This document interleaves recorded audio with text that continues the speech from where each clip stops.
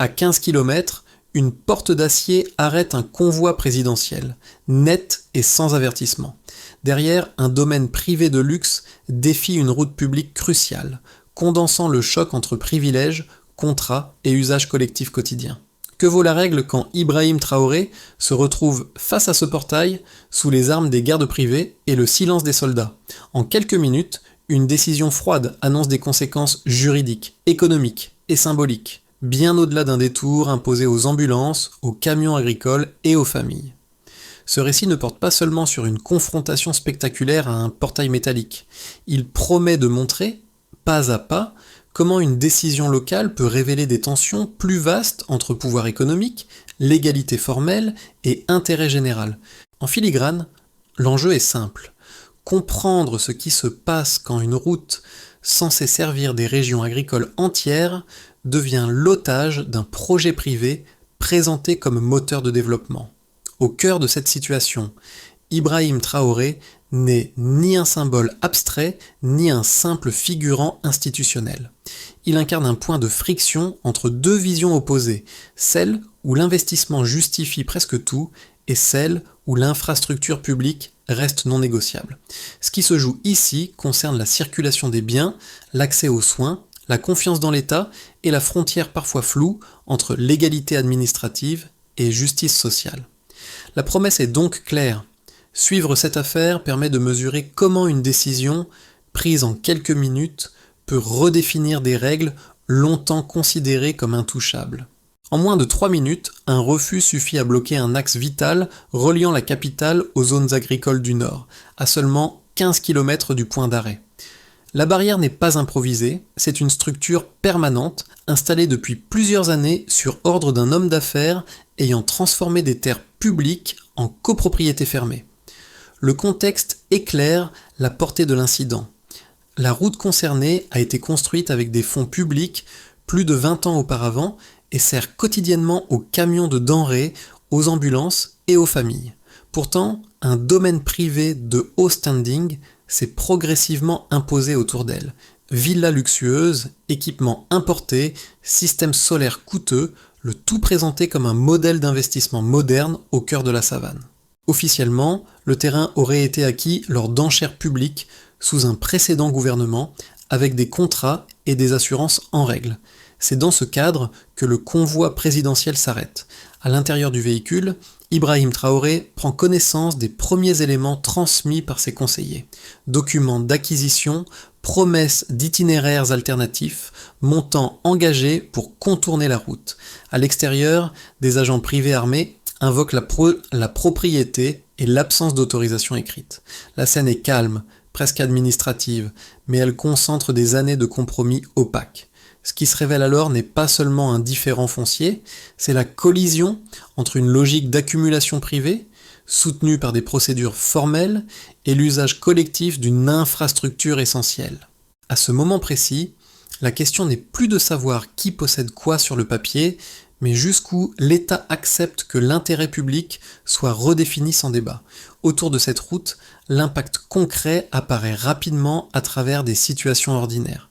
Pour les chauffeurs de camions agricoles, le portail signifie des détours répétés, des retards de livraison et des produits qui arrivent moins frais sur les marchés.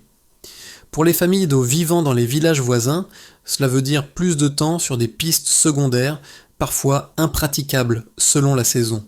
Même les services d'urgence sont concernés, contraints d'allonger leur trajet pour contourner une clôture érigée au nom de la sécurité résidentielle.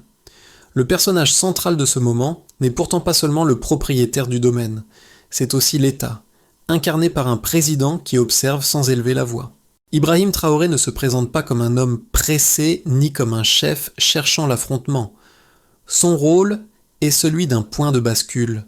Écouter, vérifier, puis reformuler le problème en termes simples. La route n'est pas un détail technique, mais un lien fonctionnel entre des régions entières. Face à lui, l'argumentaire est rodé. Investissements importants, emplois créés, conformité administrative, promesses de développement futur. Ces éléments sont présentés comme des évidences, presque comme des preuves morales.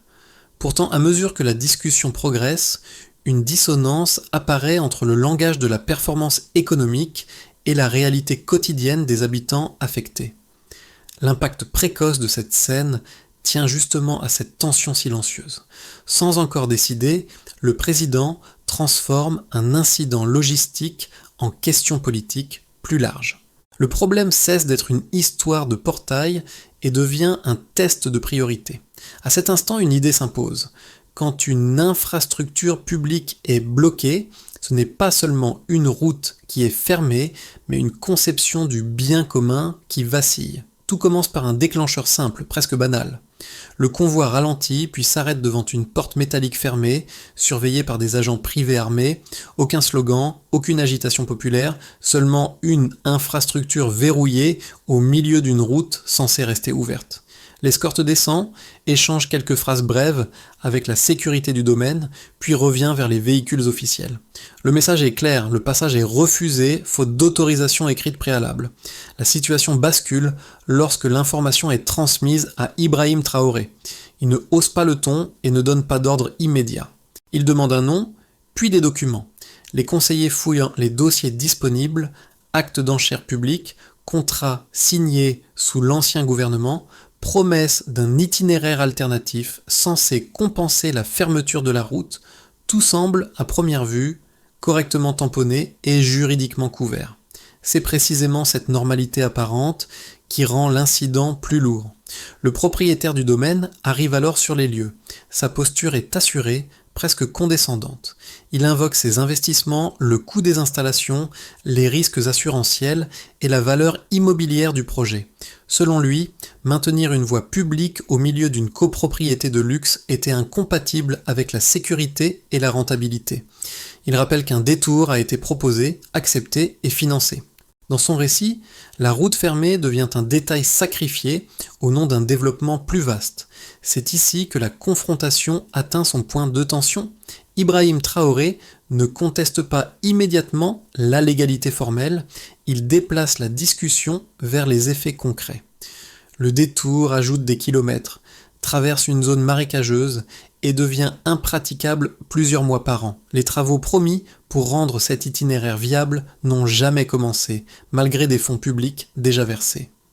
Les documents que ces équipes reçoivent en temps réel transforment la justification technique en soupçon précis. Le dialogue change de ton. L'homme d'affaires évoque ses réseaux, ses partenaires internationaux, ses assurances et ses avocats sur plusieurs continents. Il suggère que toute action brutale pourrait entraîner des représailles économiques et refroidir les investisseurs. La menace reste feutrée, mais elle est explicite. Toucher à ce portail, c'est défier un système financier bien plus large que cette route poussiéreuse. La réponse du président est courte et dépourvue d'emphase. Il annonce que la porte sera ouverte et que chaque centime lié à ce projet sera examiné. Il ne promet pas une victoire immédiate, seulement un processus. Ce moment marque le véritable basculement. La discussion quitte le terrain de la négociation privée pour entrer dans celui de la responsabilité publique. Les agents privés perdent leur assurance, tandis que l'escorte reste immobile, attendant un ordre clair. Les minutes suivantes sont lourdes. Les appels téléphoniques se multiplient du côté du propriétaire, sans solution miracle. Les menaces se vident de leur substance à mesure que le compte à rebours avance. Finalement, la décision tombe. La porte commence à s'ouvrir. Ce geste n'est pas seulement logistique. Il symbolise la fin d'une séquence où le fait accompli prévalait sur l'usage collectif. La chaîne des événements se referme sur une image forte. Le convoi reprend sa route lentement sous le regard d'un homme qui réalise que l'argument de l'inévitabilité ne suffit plus. À partir de cet instant, l'affaire dépasse le portail. Elle devient le point de départ d'un examen plus large des contrats, des privilèges et des compromis accumulés au fil des années. Avant l'intervention, la situation reposait sur un équilibre figé. Une route publique, officiellement existante, mais rendue inutilisable sur son tracé principal, et un détour présenté comme solution suffisante. Après vérification, cet équilibre se révèle trompeur, car les chiffres associés ne décrivent pas un simple ajustement technique, mais un déplacement massif des coûts vers l'intérêt général. Le premier élément chiffré concerne le détour imposé. L'itinéraire alternatif proposé contourne la copropriété sur environ 5 km supplémentaires. Pris isolément, ce chiffre peut sembler modeste. Pourtant, dans une région où les routes secondaires sont étroites et parfois saisonnières, cette distance se traduit par une dégradation immédiate de la fiabilité des trajets. Ce n'est pas seulement plus long, c'est moins prévisible, plus coûteux en carburant et plus risqué pour les transports sensibles. Le deuxième indicateur est le temps. Le détour ajoute en moyenne 40 minutes de trajet entre deux zones agricoles qui échangent quotidiennement leur production. Cette durée supplémentaire n'est pas marginale. Pour un camion de denrées périssables, elle signifie une perte de fraîcheur et une baisse de valeur marchande. Pour une ambulance, elle peut représenter une différence critique dans la prise en charge d'un patient. Le temps devient ici une mesure directe de l'impact social d'une décision privée. Le troisième chiffre éclaire la dimension financière du dossier. Selon les documents examinés par les services de l'État, 16 millions de dollars de fonds publics avaient été versés à l'avance pour la construction et l'amélioration de l'itinéraire alternatif. Or, les travaux correspondants n'ont jamais débuté. Ce montant ne renvoie donc pas à une infrastructure visible, mais à une promesse non tenue, inscrite dans des contrats formellement validés. La transition est claire. D'un projet présenté comme compensatoire, on passe à un cas potentiel de détournement de ressources. Ces trois données, mises ensemble, dessinent une trajectoire cohérente. La distance accrue crée une dépendance à des routes fragiles. Le temps perdu affecte directement la vie économique et sanitaire. Les fonds engagés, eux, n'ont pas produit le bénéfice attendu. Ce n'est pas une accumulation de petites anomalies, mais une chaîne logique où chaque chiffre renforce le suivant. Dans ce cadre, Ibrahim Traoré ne s'appuie pas sur une indignation abstraite. Il se réfère à des écarts mesurables entre ce qui était annoncé et ce qui a été réalisé. La logique est celle d'un passage du discours au contrôle, comparer une promesse contractuelle à son effet réel sur le terrain. Les chiffres servent ici de langage commun, difficile à esquiver, même pour des acteurs habitués aux négociations juridiques complexes. L'enjeu de ces preuves n'est pas seulement de désigner un responsable, il est de montrer comment des décisions apparemment techniques déplacent silencieusement des charges vers la collectivité. Quand les nombres cessent d'être abstraits, ils révèlent que la fermeture d'une route n'est jamais neutre.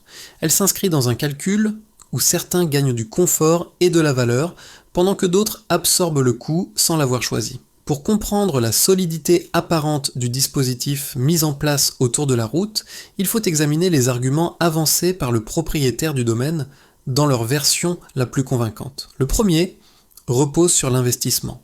Des dizaines de millions ont été engagés dans un projet immobilier présenté comme structurant. Construction de logements haut de gamme, déploiement d'infrastructures énergétiques modernes, création d'emplois directs et indirects. Selon cette logique, sécuriser le périmètre était une condition indispensable pour protéger la valeur des biens, attirer des capitaux internationaux et garantir la rentabilité à long terme. Dans ce cadre, la présence d'une voie publique traversant la propriété était perçue comme une anomalie héritée du passé. Le second argument concerne la légalité formelle. Le terrain a été acquis lors d'enchères publiques, les contrats ont été signés par des administrations compétentes et des autorisations écrites mentionnent un itinéraire alternatif accepté par les autorités de l'époque. Du point de vue strictement juridique, la fermeture de la route ne serait donc pas un abus, mais l'application d'accords existants. Cette position insiste sur la prévisibilité des règles. Remettre en cause ces décisions après coup créerait une incertitude dangereuse pour tout investisseur, local ou étranger. Pris ensemble, ces deux arguments forment un raisonnement cohérent. L'investissement serait le moteur du développement et la stabilité contractuelle son carburant. Toucher à l'un reviendrait à affaiblir l'autre, avec des effets en cascade sur l'économie nationale. La réfutation apportée par l'État ne nie pas ces principes, mais les replace dans un cadre plus large. Les documents examinés montrent que l'itinéraire alternatif, pourtant financé à l'avance, n'a jamais été rendu fonctionnel. La légalité invoquée repose donc sur une promesse non exécutée. En outre, l'impact réel sur la collectivité n'a pas été intégré au calcul initial. Allongement des trajets, risques sanitaires, contraintes saisonnières. L'argument de la sécurité résidentielle entre alors en conflit direct avec l'usage continu d'une infrastructure publique essentielle. La réponse consiste à rappeler une hiérarchie rarement explicitée. Les contrats privés et les investissements, même conformes sur le papier, ne peuvent neutraliser durablement une fonction publique vitale sans mécanisme de compensation effectif et vérifiable. Le cœur du désaccord ne porte donc pas sur le principe de l'investissement, mais sur ses limites. Lorsque la stabilité juridique sert à figer une situation préjudiciable au plus grand nombre, elle cesse d'être un facteur de confiance et devient un point de rupture. Ce qui change réellement la portée de l'affaire, ce n'est pas l'ouverture physique du portail, mais ce qu'elle déclenche immédiatement après. En quelques heures, l'incident local devient un signal politique. Les services de l'État élargissent leur regard au-delà de cette copropriété précise et commencent à relier des éléments jusque-là traités séparément. Contrats fonciers, projets immobiliers, financements anticipés et promesses d'infrastructures jamais livrées. La route bloquée cesse d'être un cas isolé et devient un point d'entrée vers un système plus vaste. Au centre de ce basculement, Ibrahim Traoré ne modifie pas son discours public. Il n'annonce pas de croisade spectaculaire ni de rupture idéologique. Il change de méthode. L'accent se déplace de la confrontation visible vers l'examen méthodique. Chaque document lié à la fermeture de la route est replacé dans une chaîne plus longue de décisions administratives prises sous différents gouvernements. Ce déplacement est stratégique. Il transforme un conflit personnel en question de gouvernance. La révélation clé est là. Le problème n'est pas qu'un acteur privé ait tenté d'imposer sa logique, mais que le cadre institutionnel l'ait permis, parfois encouragé, sans mécanisme de contrôle effectif. La porte symbolisait une frontière. Son ouverture révèle un vide derrière elle, l'absence de suivi, de sanctions et de vérification réelle des engagements pris au nom du développement. À partir de ce moment, l'enjeu dépasse la route. Il s'agit de savoir si cet épisode restera une exception spectaculaire ou s'il marque le début d'un changement durable dans la manière dont l'État arbitre entre intérêts privés et biens publics. Les effets de cette décision ne se mesurent pas uniquement au niveau symbolique. Ils se déploient rapidement et différemment selon les acteurs concernés, révélant l'ampleur réelle d'un choix qui, au départ, semblait circonscrit à une route précise. Pour l'État, l'ouverture du portail marque d'abord une reprise de contrôle. Elle permet de justifier l'élargissement des audits à d'autres contrats similaires signés dans des contextes comparables. Les administrations financières et foncières commencent à recouper des dossiers jusque-là dispersés, mettant en lumière des zones grises où la légalité formelle avait remplacé toute évaluation d'impact. Dans ce cadre, Ibrahim Traoré apparaît moins comme un décideur isolé que comme le point d'activation d'un processus administratif longtemps différé. Pour les entreprises, la conséquence est plus ambivalente. Les acteurs directement liés au projet immobilier voient leur modèle remis en question. Non pas parce que l'investissement privé est rejeté, mais parce que ses conditions sont réévaluées. Les partenaires financiers exigent des clarifications, parfois des audits indépendants, afin de mesurer leur exposition aux risques juridiques et réputationnels. A l'inverse, d'autres entreprises, notamment locales, perçoivent cette décision comme un signal de rééquilibrage, la certitude que l'infrastructure publique ne peut être neutralisée sans contrepartie réelle réduit l'incertitude pour ceux qui dépendent de routes, de marchés et de chaînes logistiques stables. Du côté des citoyens, l'impact est immédiat et tangible. La circulation reprend sur l'axe principal, supprimant les détours imposés depuis des années. Les agriculteurs gagnent en régularité pour écouler leur production, les transporteurs réduisent leurs coûts opérationnels et les services d'urgence retrouvent un itinéraire plus direct. Ces gains peuvent nous sembler modestes pris individuellement, mais cumulés, ils modifient le quotidien de milliers de personnes. La route redevient un espace partagé, non un privilège conditionné à des décisions prises ailleurs. À l'échelle régionale, enfin, l'épisode est observé avec attention. Dans un contexte où de nombreux pays font face à des tensions similaires entre attractivité des investissements et protection des biens publics, cette affaire sert de référence. Elle alimente des débats sur la souveraineté économique, la crédibilité des engagements étatiques et la capacité réelle des gouvernements à imposer des limites à des acteurs puissants. Certains y voient un précédent encourageant, d'autres un risque de confrontation accrue avec des réseaux financiers transnationaux. Ces conséquences, mises bout à bout, montrent que l'ouverture d'une route ne clôt pas un dossier. Elle en ouvre plusieurs autres. La décision crée des gagnants immédiats et des perdants potentiels, mais surtout elle redéfinit les attentes. À partir de cet épisode, la question n'est plus seulement de savoir qui investit, mais selon quelles règles et avec quelles obligations envers la collectivité. À moyen terme, cette affaire ouvre plusieurs trajectoires possibles, dont aucune n'est entièrement écrite à l'avance. Le premier scénario, dit de base, repose sur une normalisation progressive. Les audits annoncés se poursuivent à un rythme administratif soutenu, sans rupture spectaculaire. Certains contrats sont renégociés, d'autres annulés, mais le cadre général de l'investissement privé reste en place. L'État renforce ses procédures de suivi sans bouleverser l'architecture existante.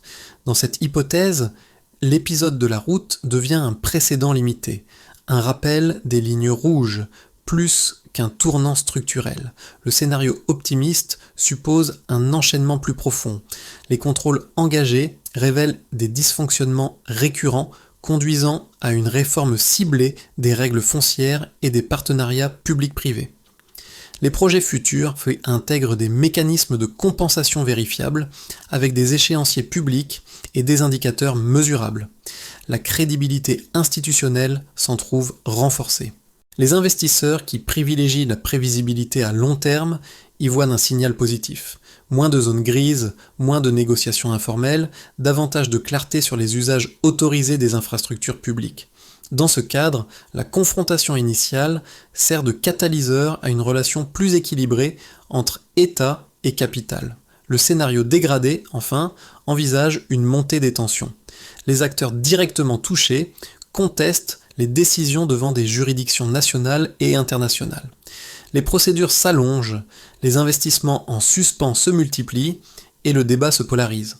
Certains partenaires étrangers interprètent les audits comme un risque politique accru, indépendamment de leur fondement juridique. L'État doit alors arbitrer entre la défense de ses choix et la gestion d'un climat économique plus instable. Dans cette configuration, chaque décision devient plus coûteuse, non seulement financièrement, mais aussi en termes de confiance.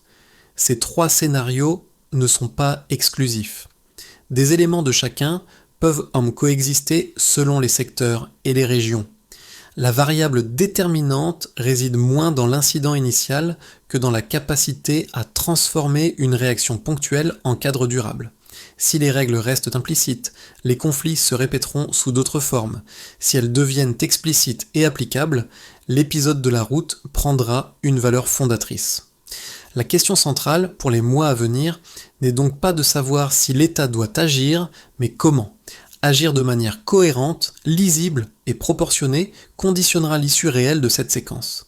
C'est à ce niveau que se joue la différence entre un événement marquant et un changement de trajectoire. Au-delà des institutions et des acteurs économiques, cette affaire touche directement ceux qui l'observent à distance, souvent sans s'y reconnaître immédiatement. Pour le citoyen ordinaire, elle met en lumière un mécanisme familier. Des décisions prises loin du quotidien finissent par remodeler des gestes simples, comme se déplacer, vendre une récolte ou accéder à un service de base. La fermeture d'une route, ici, devient le révélateur d'un rapport de force invisible qui façonne la vie sans jamais être soumis au débat public. Pour les entrepreneurs et les professionnels, le message est plus ambigu. D'un côté, l'épisode rappelle que la conformité administrative ne suffit pas toujours à garantir la pérennité d'un projet. De l'autre, il suggère que l'absence de règles claires et appliquées de manière constante crée un environnement où chacun navigue à vue. Ce flou profite aux plus puissants à court terme, mais fragilise l'ensemble à long terme. Comprendre cette dynamique permet de mieux évaluer les risques réels, au-delà des promesses et des signatures. Pour ceux qui suivent l'actualité politique, l'affaire offre un prisme concret pour analyser le pouvoir. Elle montre comment une décision ponctuelle peut soit rester un geste isolée, soit devenir un signal durable selon la manière dont elle est suivie et expliquée. Le rôle d'Ibrahim Traoré dans ce contexte n'est pas seulement celui d'un acteur, mais celui d'un test. Jusqu'où une autorité peut-elle aller sans transformer une intervention ciblée en arbitraire? Enfin, pour le spectateur en général, cette histoire pose une question plus large. Elle invite à s'interroger sur les infrastructures que l'on tient pour acquises, sur leur gouvernance réelle et sur la facilité avec laquelle elles peuvent être capturées par des intérêts privés. Regarder cette séquence, c'est accepter de voir que les choix publics ne sont jamais abstraits. Ils s'inscrivent dans des routes, des détours et des usages concrets que chacun finit par emprunter volontairement ou non. À ce stade, la question n'est plus celle d'un incident isolé, mais celle d'une méthode reproductible. La feuille de route esquissée par les autorités repose sur plusieurs étapes distinctes, pensées pour éviter que l'ouverture d'une route ne reste un geste symbolique sans prolongement.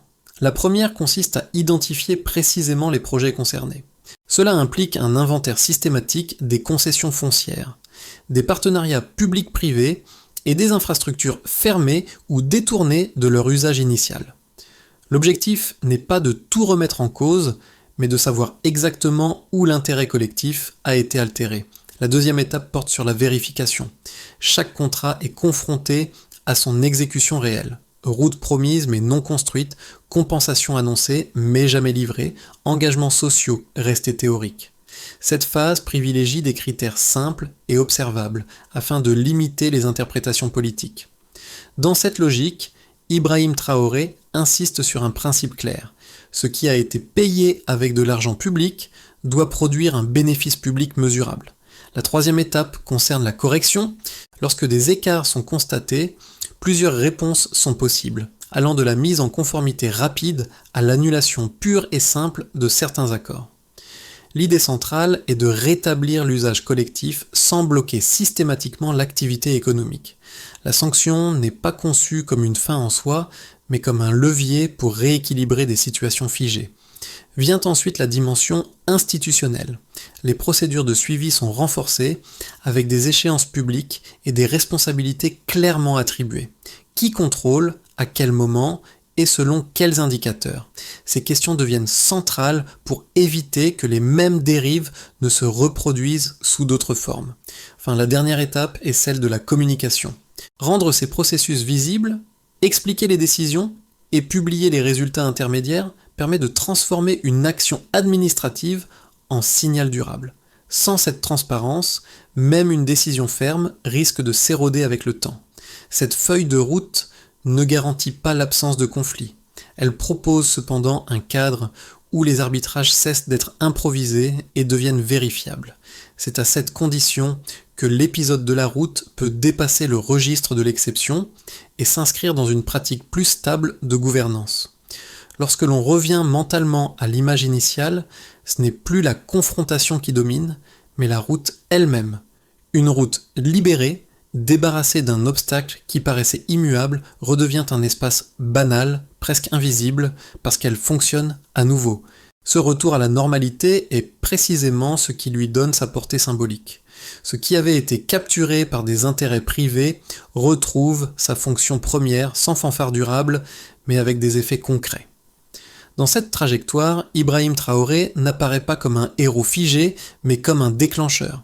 Il n'a pas créé la route, ni les tensions qui l'entouraient. Il a choisi de ne pas les contourner. Le rappel du portail, désormais absent, sert de motif central. Ce qui semblait définitif peut être remis en cause lorsque les priorités sont clarifiées et assumées. La puissance du geste réside moins dans la force que dans la constance. L'émotion naît de ce contraste. D'un côté, des années de compromis silencieux, de l'autre, une décision qui redonne un usage collectif sans promettre de solution miracle. Il n'y a pas de victoire totale, seulement un déplacement des lignes. La route n'est plus un symbole de domination discrète, mais un rappel visible de la responsabilité publique. La phrase qui s'impose alors est simple. Une porte peut tomber, une logique peut changer. Ce sont rarement les discours qui transforment durablement les sociétés, mais des actes concrets, qui rendent à chacun ce qui n'aurait jamais dû être retiré. Arrivé à ce point, le récit ne cherche pas à conclure, par une injonction ou une certitude définitive. Il propose plutôt un espace de réflexion. Cette histoire interroge la manière dont les sociétés arbitrent, souvent discrètement, entre efficacité économique, légalité administrative et usage collectif. Elle rappelle que les infrastructures que l'on croit acquises dépendent en réalité de choix politiques, de rapports de force et de mécanismes de contrôle rarement visibles. Pour chacun, la question n'est pas seulement de juger une décision ou une personnalité, elle est de se demander comment ces situations se reproduisent ailleurs sous d'autres formes, parfois plus ordinaires. Une route fermée, un service rendu inaccessible, une règle appliquée de manière sélective. Ces signaux sont présents bien au-delà de ce cas précis. Les observer, les comprendre et en discuter constitue déjà une forme de vigilance civique. Si ce récit a suscité une réaction, un doute ou une comparaison avec votre propre contexte, prenez le temps de l'exprimer. Les échanges permettent souvent de révéler des angles morts et d'enrichir la compréhension collective. Partager ce type d'histoire, c'est aussi reconnaître que le débat sur l'intérêt public ne se limite pas aux institutions, mais se construit dans la discussion. La question reste ouverte. Dans votre environnement, où passent les frontières entre ce qui est légal, ce qui est rentable et ce qui est juste ?